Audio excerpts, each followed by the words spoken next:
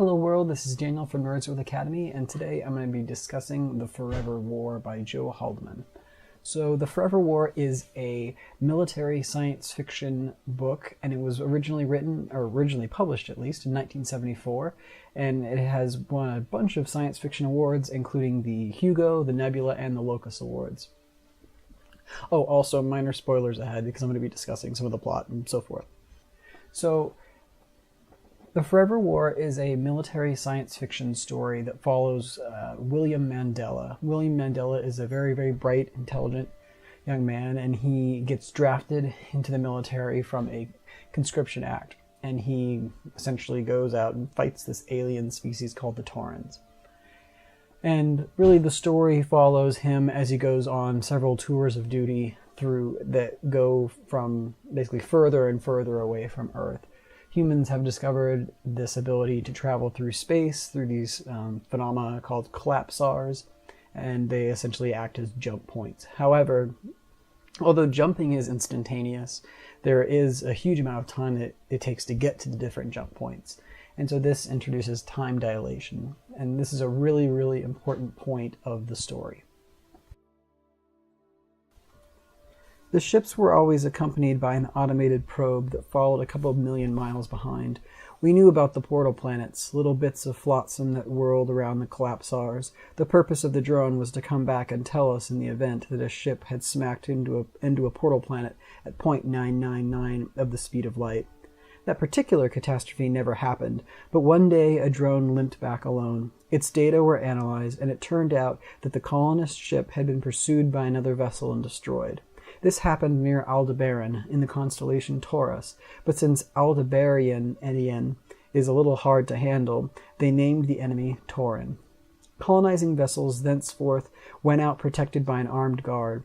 Often the armed guard went out alone, and finally the colonization group got shortened to UNEF, the United Nations Exploratory Force, emphasis on the force. Then some bright lad in the General Assembly decided that we ought to field an army of foot soldiers to guard the portal planets of the nearer collapsars. This led to the Elite Conscription Act of 1996 and the most elitely conscripted army in the history of warfare. So here we were, 50 men and 50 women, with IQs over 150 and bodies of unusual health and strength, slogging elitely through mud and slush of central Missouri, reflecting on the usefulness of our skill of building bridges on worlds where the only fluid is an occasional standing pool of liquid helium. So this passage it gives a little bit of the backstory of the origins of the war, as well as telling it, just sort of starting to reveal the characters' realization of the futility of this war. They have this training that doesn't really do them any good, and they don't understand the enemy, and they don't understand their motivations. And so this is a key aspect in the war. So the main themes in the story are the futility of war and the alienation of soldiers, particularly as they return home from their tours of duty. And this is very evident. It's very evident that the author is writing in the same vein as things such as The Color Purple or the things they carried, other Vietnam War literature.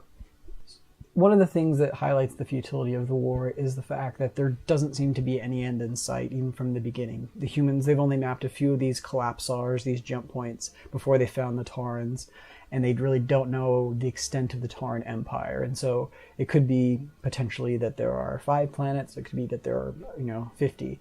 By the end of the story, the humans have mapped hundreds and hundreds of these collapsars, and they still haven't eradicated or pushed the Taurans all the way back. Another important point about the futility of the fighting is that humans, well, frankly, don't do most of the fighting. Most of the fighting is done by AIs aboard their ships or in their bases.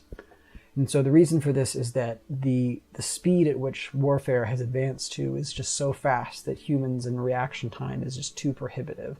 So you have a spaceship flying through space at extreme speed, and it will do dodging and all kinds of things in order to avoid enemy missiles or projectiles.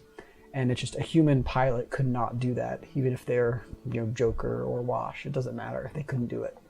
And so instead they have these AIs that randomly will dodge their ship around.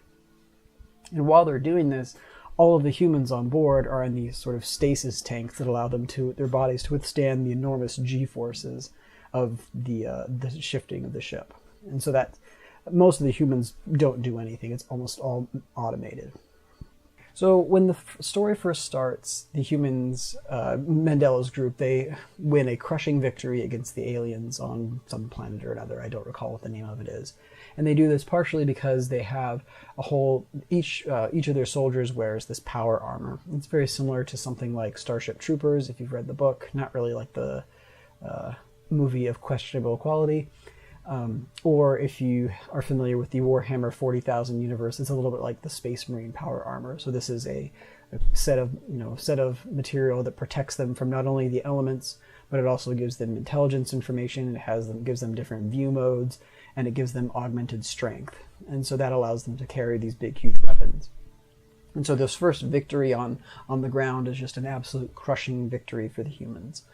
And it's interesting because the time dilation gives this big advantage to the defending side because it takes so long for the second attack to come from their perspective. So although the first attack, when the humans have this power armor and they have infantry tactics and things that the aliens have no concept of, the Taurans initially don't even understand, like they have no concept of hand-to-hand fighting or of infantry fighting. And so then Mandela sort of thinks to himself, oh, I wonder if the next time we fight them, it'll be closer because we just massacred them this time. And it ends up being yes. And then the next time the humans are at a big disadvantage. And then the time dilation just gives the defending side so much time to figure out some kind of countermeasure that it really makes the war feel even more futile than it would otherwise. So another important point comes back to the time dilation, and that's this idea of traveling through time and becoming alienated from the culture that you came from. And this is Mandela's experience. As he journeys to the collapsed SARS, there's a huge, he travels at relativistic speeds, and so subjectively, it's only a few months for him or weeks to get to this next destination. However, for everyone else, it ends up being decades. And so at the end of his first tour of duty, he comes back home, and he left in, I think it's maybe 2000 or 1996 in the world. But he comes back, and it's 2017, and the entire economy has collapsed, and everything is completely different, and he's really confused, and he doesn't understand like the social norms that have changed, and he really feels like he's not part of this society. And that's part of the reason why he signs up for the second tour, despite having, he has a fair amount of wealth, although it is getting eaten up quickly. But still, he decides to sign up for the second tour because he doesn't feel connected to the society that he doesn't feel like he's defending the society that he left to defend. This is really compounded also as Mandela rises in the ranks and travels further and further through multiple collapsed SARS and back, because the time dilation effect is compounded as the technology improves and as humans get closer they get closer and closer to C, essentially.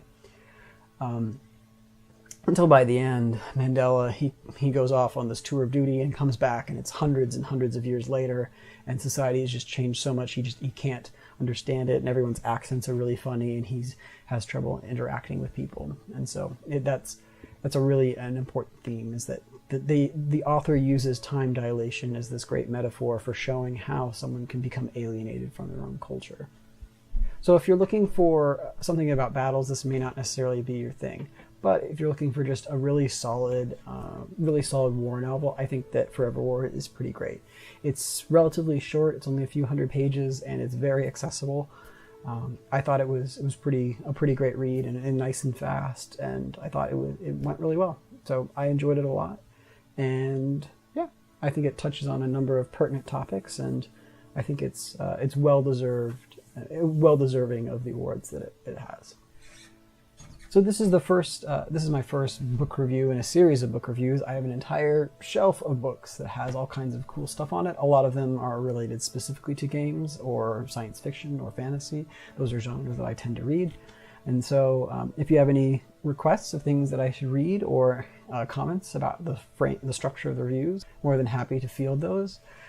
And also, if you want to be super cool, you can hit the subscribe button down here and get the newest reviews as soon as they are up. Or you can check out some of my other videos.